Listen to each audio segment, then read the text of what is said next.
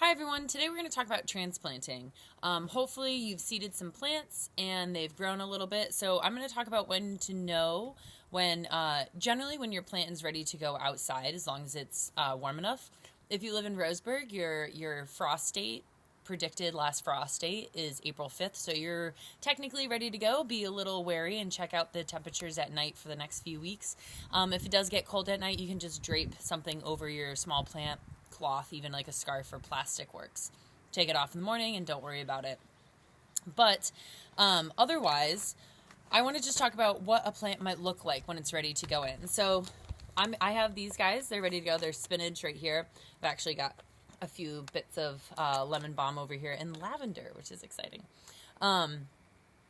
So I want to look at these, and I know these are ready to go for multiple reasons you could know. If I had it in a smaller pot, you might be able to see its roots at the bottom, but you can't see out of this one. There are no roots coming out of the bottom of this plant. However, it's because this is deep enough. However, I can look at their leaves, and they are quite big, so I know generally that they're big enough. But this is an example right here. So we have a plant that has its true leaves.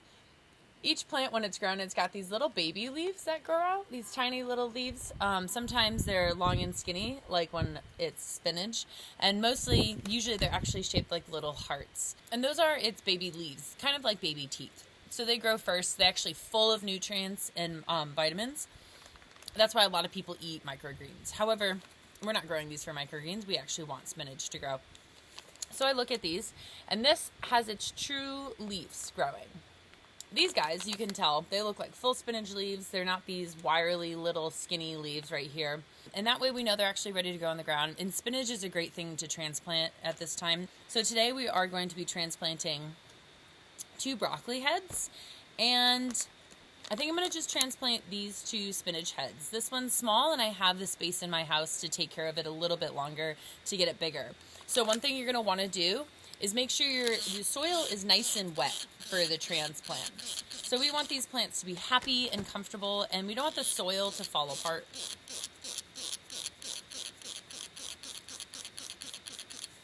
And then we want to make sure we have a nice place for them to go. So you want to make sure when they grow up and they're big enough, when they're their full potential, they have enough space for them to grow. Spinach is low and doesn't need incredible amount of space, whereas broccoli grows quite tall and bushy and big, so it needs more space. I'm going to plant these with about 1.5 foot spacing between them and other plants. Okay, so I'm going to start planting in my garden.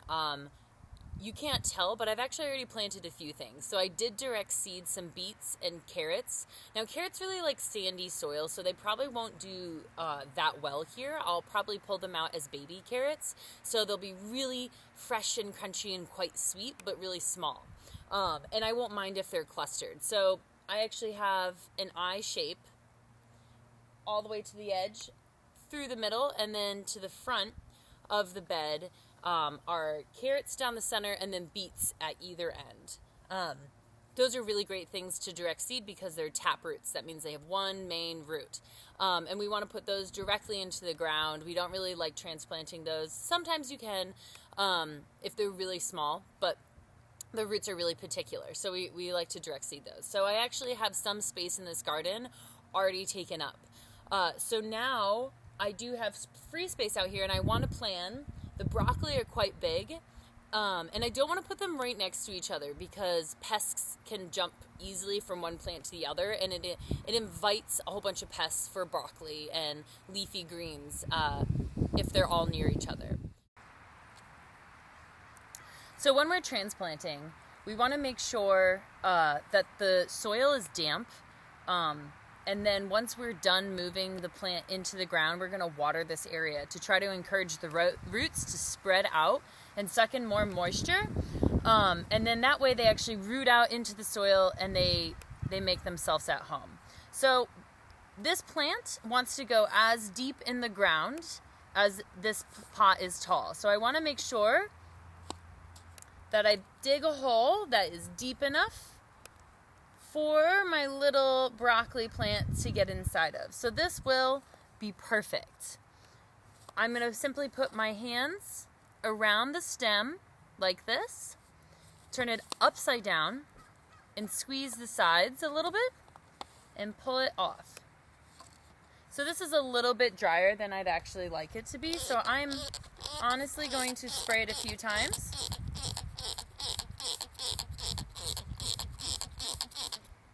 So as you can see, this is not root bound.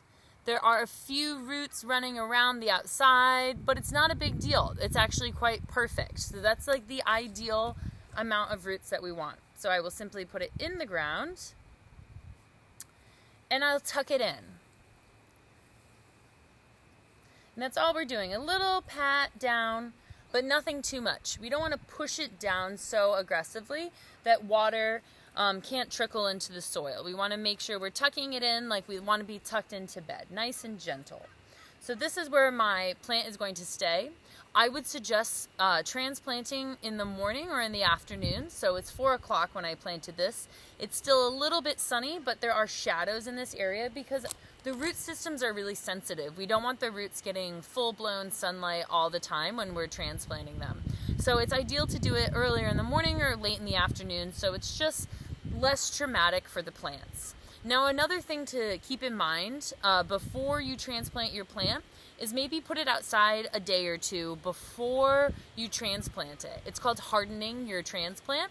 Hardening, like to make it hardier, stronger. Sometimes I just bring it out during the daytime and then bringing it back in at night. Maybe I leave it outside for a warm night, and that's just to get the plant comfortable and used to the environment and temperature that it's going to move into. That's really a great idea if you have the capability. So now I'm going to move on to transplanting my spinach. So just like with the broccoli, I'm going to flip it, try to get my hands a little bit underneath this, flip it upside down, squeeze the sides, and I'm going to let it fall out into my fingers. Try to hold it. Flip this back, right side up. A little bit of dirt fell out, but that's okay because these roots are not as deep as the broccoli.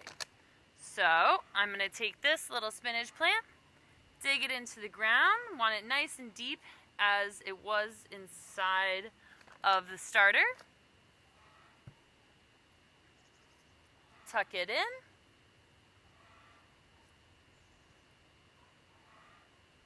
And that's its new home. So again, we want to make sure we water this really well tonight, so that way those roots are reaching out and feeling happy, spreading out into the ground and establishing itself into the soil right here. So now that I've got my transplanted planted, and of course more to come, and some direct seeded plants, I want to make sure I'm upkeeping the weeding and the watering, not watering too much, but watering when it looks a little bit dry. We don't want our plants to dry up. It's been a sunny last week, and it's going to be another sunny week, so these plants are going to be a little bit thirsty because they're used to my attention every single day, giving them a little bit of water inside. And so yeah, weeding, watering, paying attention to your plants, and if they start having little holes, you can contact your local master gardener to figure out what pest is bothering it. And there are different ways to repel pests. Like I said, I'm going to plant marigolds, garlic, and onions. Those are really good ways to stop bugs that you don't want coming into your garden. Keep them out through smelly things like that. And then the plus is we get to eat the onions and garlic, and marigolds look beautiful. So if you guys are interested, I can also do a video on how to plan where to plant things. There are really great things that like growing next to each other. It's called companion planting. They help each other out, like the onion and garlic and marigolds. They're little tricks of the trades that make your garden look beautiful and it's full, and you have a bunch of variety and different plants, and they all work really well together.